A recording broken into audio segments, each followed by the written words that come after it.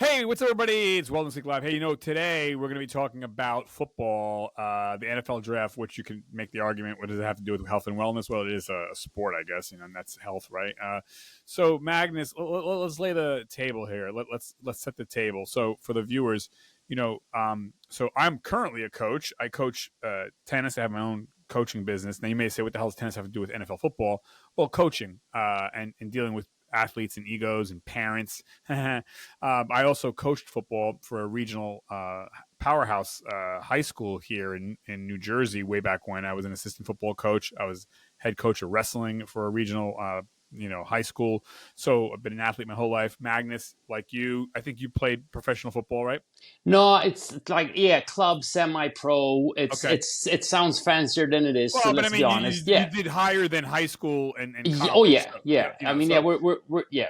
yeah, you're a It's fitness trainer. You have so military background. So you're not some. You and I are. My point to the viewers are: we're not two fat Joes that just sit here eating potato chips, don't know shit about anything. You and I have been athletes our whole life, and I currently coach. You're a teacher. You deal a lot with students and egos. So we're not exactly. You and I have some level of experience. We're not just couch jockeys just talking bullshit. so let's see. I think that you and I are used And we're to both, by the way, we're both former into football players. I play football also, but go ahead. yeah. I think that we're used to interacting with a lot of people from like a professional standpoint, and Right. also like you coach people, and also coaching kids. I'm teaching kids. Yeah, and you're a Uh, trainer. I mean, yeah, and we also get the involvement of parents and things like that. yeah, So and you and I I'm have kind of also I you yeah. and I have also competed in sports though our whole lives. It's Yes, not yeah, like we yeah. know nothing. Like a lot of people out there that just talk a lot of shit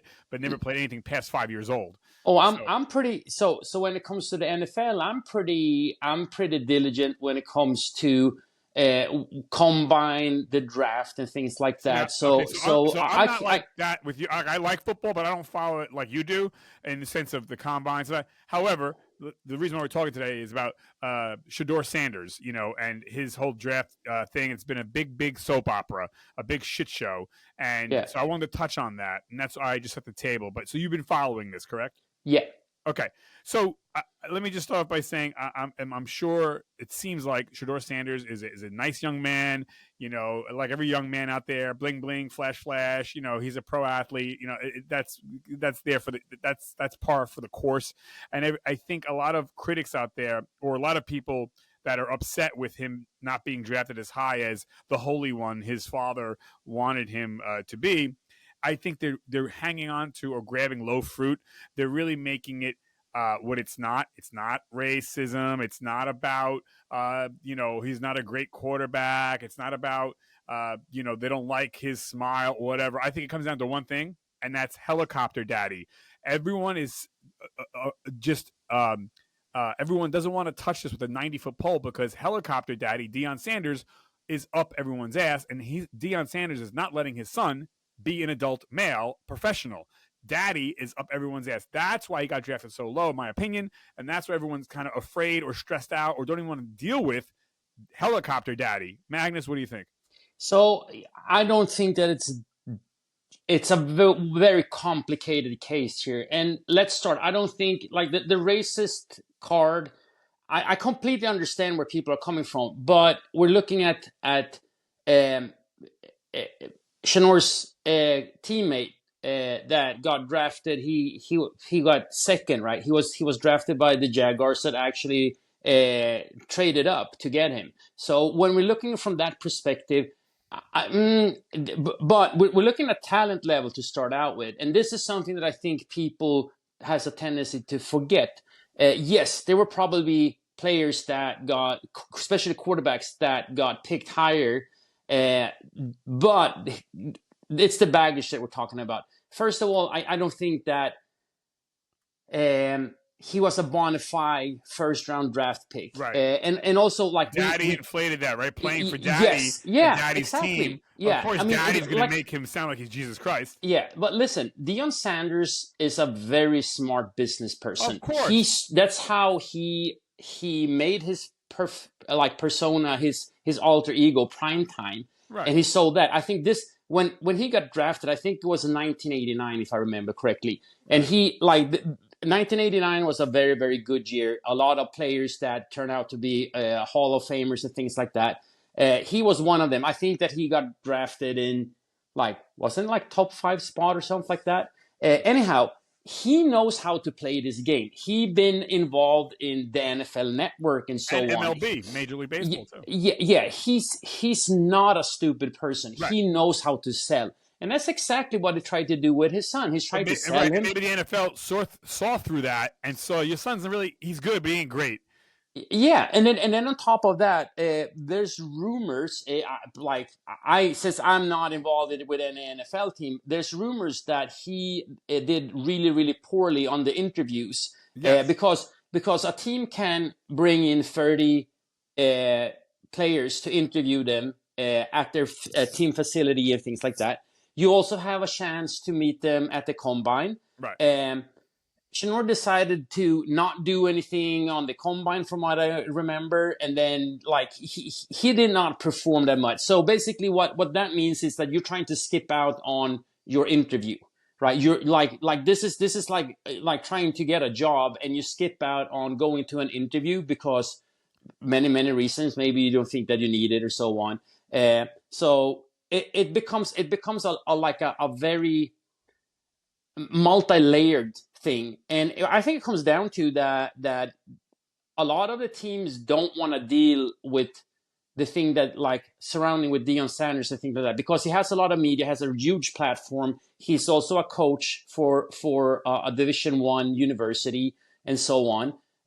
So it becomes very, very hard to kind of maybe control a room, and also if they don't see him as a potential starter from day one, it's going to be uncomfortable having him in the quarterback room and also as a player that is basically riding the bench. And you will hear that from people that are not happy about it, because at the end of the day, Deion Sanders wants his son to be able to sign a multi-million dollar, not just $5 million that I think he's going to get around now. He wanted him to sign for a $40 million contract.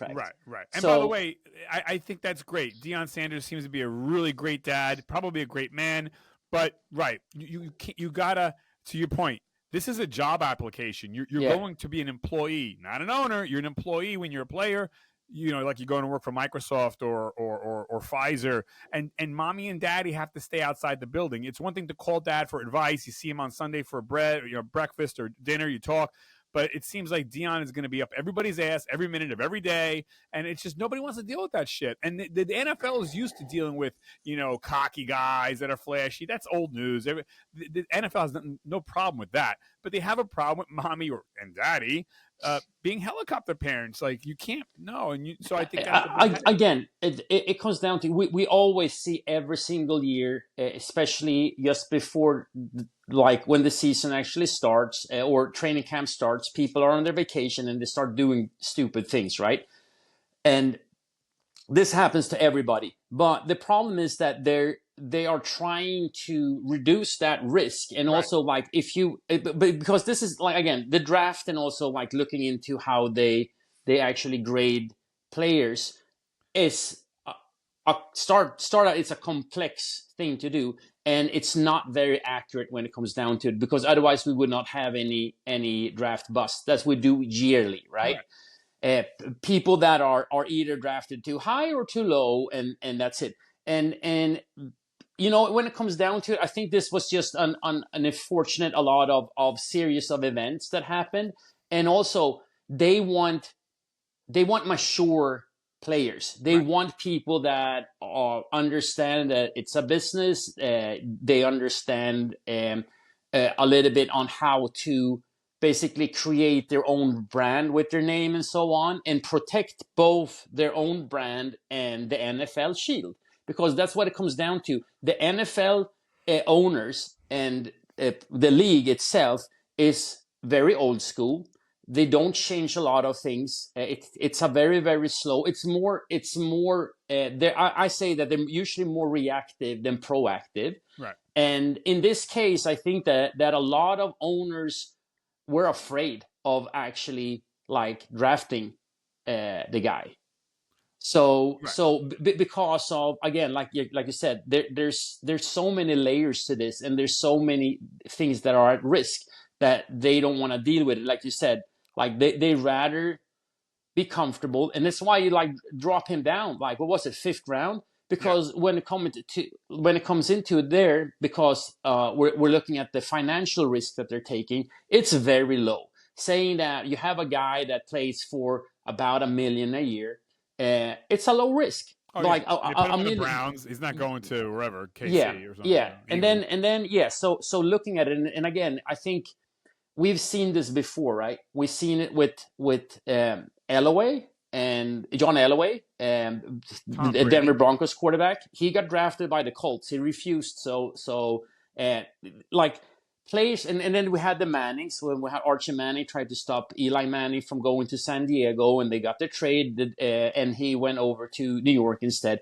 Because they didn't like certain places for their kids to play. And I think that that's what's the same thing that Deion Sanders tried to do too. I mean, of course, he wants to put his son in the best possible situation and potentially blow up and become a megastar, right? Right. Like a Tom Brady got drafted high or low, excuse me. He was extremely low, but looking at it, I think it's very, very hard. And I think that you're seeing that a lot of players and scouts and general managers, things like that, they call the bluff and say like, no, we're not going to play this game.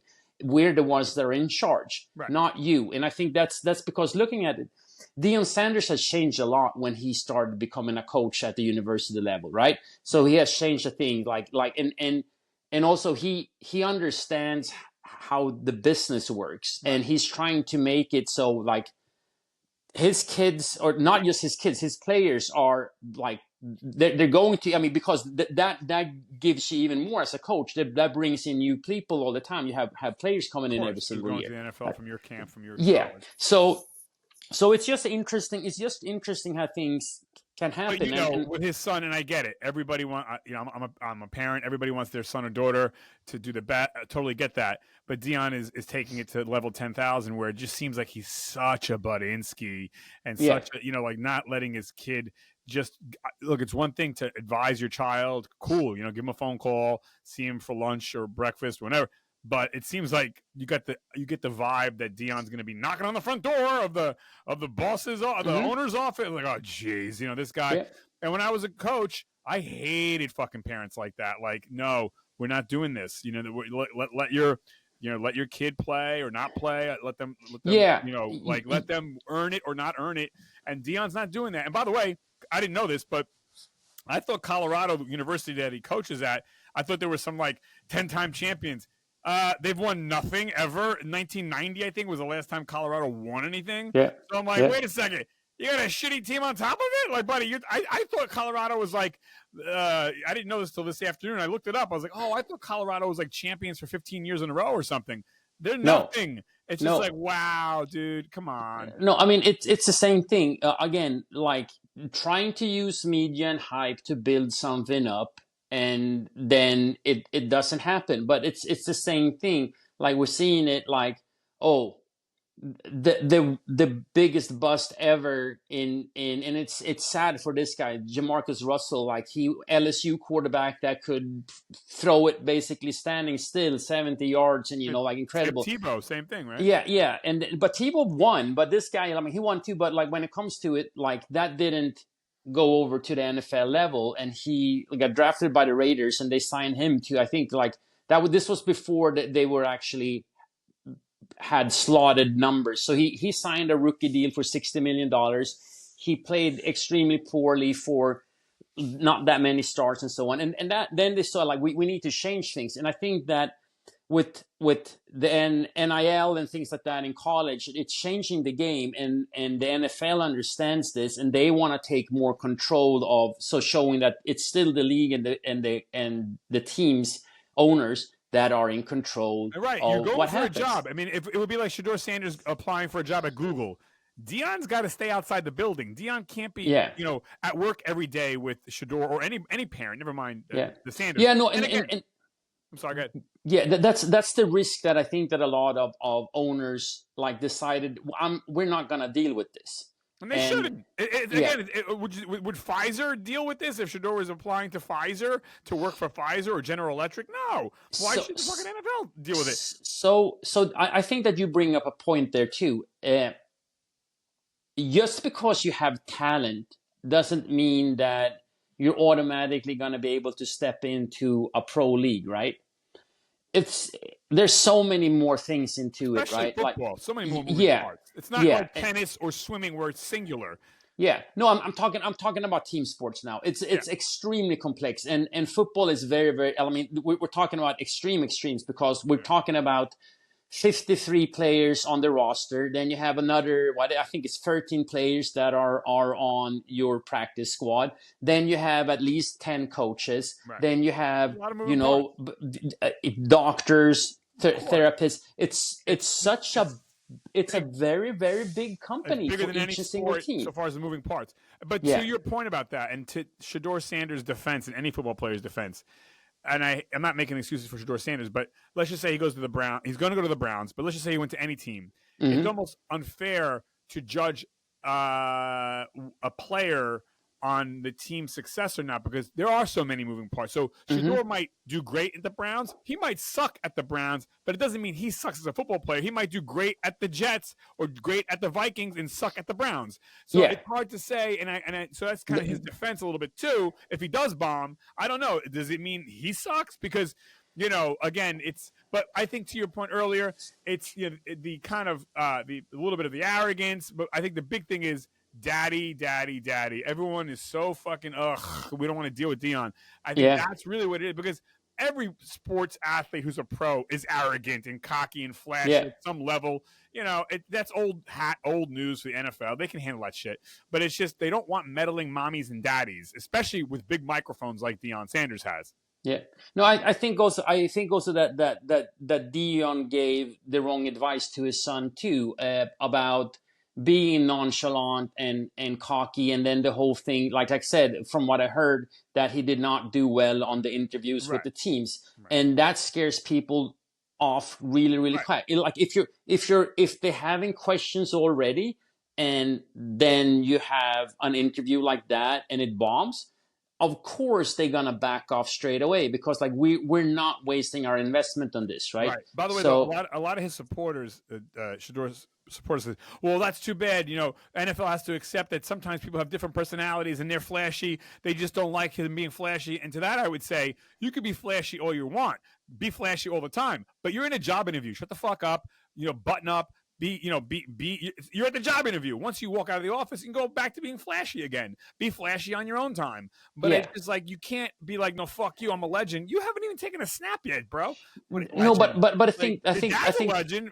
Earn it first, then you could be a legend. Yeah, but that's also a thing. Like I think that Dion has poisoned he's building a persona for his kids as well too. Which is fine. Win a few games. Yeah, but exactly. It's still hard to know. Like first off, you're not super successful at a college level, and then and then you do not show up and on the draft and your pro day, and then you don't do well at interviews. There's a lot of red flags, and the thing is what a lot of people don't understand is like the NFL is still a small community.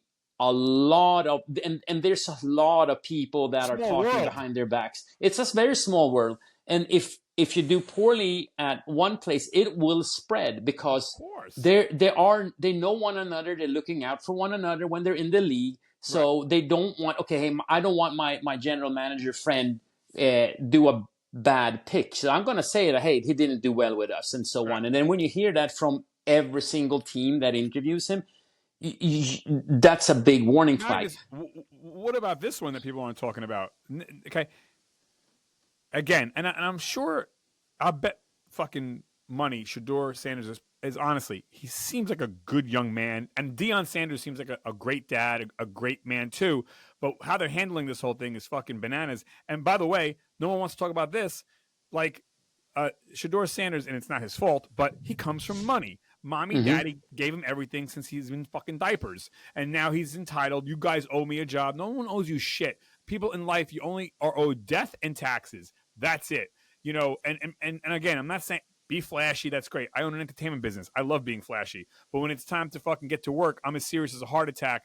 Like, you got to be, focus. Like, you right. You can't be like, hey, fuck you, you owe me. No, nobody owes you shit. I'm I'm the best. You could be the best once you earn the best, but, like, yeah, people want to see. Americans love flash, yes, but they also like genuine humility, not placating. Oh yeah, I love Jesus. Okay, whatever, dude. Besides, if your name is Brock Purdy, then the American story, like people still have to doubt him, and that's funny. But and this is the whole thing. This is why I hate. Look, But this is why I hate. Americans love cocky, but you got to earn it. Yeah, but this is why I hate the draft and everything like that, because you also talking about people that are playing at the college level. They're not even pros yet. They haven't earned, like, they haven't done anything in the league besides being good at football at a college level, or university level, I should say. And then you automatically get a lot of money straight away. And it's such a big risk. And I mean, when it comes down to it, it would be way more fair that you get paid for time. That's the playing time. Right? It doesn't matter, because why are there so many unsigned free agents that becomes like really, really good when they actually play? They got to earn it. At the NFL. First of all, they might not have gotten this chance because there might have been a better player, or they might have been injuries, or whatever the issue, why they didn't play well, a wrong system that they don't fit in.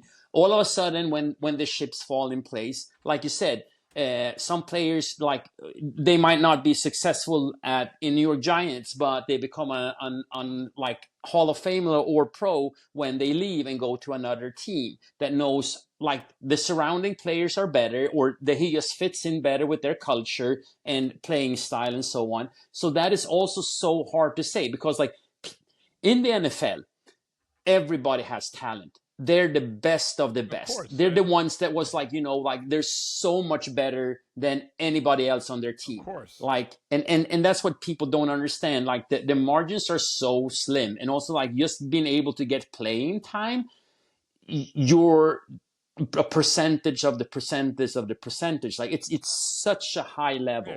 Yeah. And your duration to be an NFL football player on average is about 3.5 years, and your career is over on average. Yeah, for sure. And that's another thing that people don't understand. It's a young man's sports, and you come in, it's a meat grinder. You get thrown out, and no one cares. Like, and that's the sad part too. Like, even you might be a Hall of Famer, but your body is still taking a beating, and so on. And it's hard. And I'm gonna be honest. Like Deion Sanders, I like Deion Sanders a lot. I like Deion Sanders since he was playing at the university, Florida State University, right? Like, because he had that swagger, and he always went, and he was unique also. He wasn't Bo Jackson when it comes to like athletic, like, ability, because Bo Jackson was better, and Bo Jackson played both NFL and Major League. Yeah. Deion Sanders did as well too. But he not as successful in baseball as he was in football. But it comes down to this. I respect him a lot. And I think that he just betted on the wrong horse this time. He gave his son the wrong advice, and of course tried to build up a persona and hype and things like that. It didn't pan out. So now it's time for him to take a step back, go back to the drawing board, and at the end of the day, he just needs to focus on being a good dad for his son. And I'm sure he is, but he has to write. Oh, don't be a Budinsky, helicopter dad. Yeah. I honestly wish Shedeur the best. I hope he kicks ass and becomes a fucking Super Bowl champ on his own, 2 feet now. He's an adult. But it's the same thing. All the players that got drafted and everybody that makes it into a pro league, things like that, I'm kudos to everybody. It doesn't matter. Like, I'm happy for them. They have worked hard for it. They also have, like, genetically blessed, but they're able to work hard and actually get their foot in. So I hope everybody does well. I hope everybody wins and so on, but that's not the truth. But for Shedeur, it's like, I really, really hope to, like, that he gets a chip on his shoulder, that he sits back, he put on his hard hat, just work extremely hard on improving and getting his chance. And then when he gets it, he just goes out and take over and show everybody that they're wrong and that he has the talent and that he is a good player and he can make people better around him, and he wins a lot of games and Yeah. potentially a Super Bowl. Yeah, no, I agree, man. I agree. All right, buddy. Well, as always, it's a pleasure. I have nothing else to add to this, but No, you might. it's a very, very in topic, and I said, like you said, it might not be what I would normally discuss, but I think it's good to discuss things like that too when people kind of like you need to trust your own gut feeling, and also like as a young man or a young woman, you need to start standing on your own 2 feet. You cannot be connected to your parents for the rest of your life. You have to get out from under their shadow and do your own thing. Yeah, well said, Magnus. All right, folks. Thank you. Like, subscribe. I'm signing us off. Bye, Five, four, guys. three, two, one. Bye.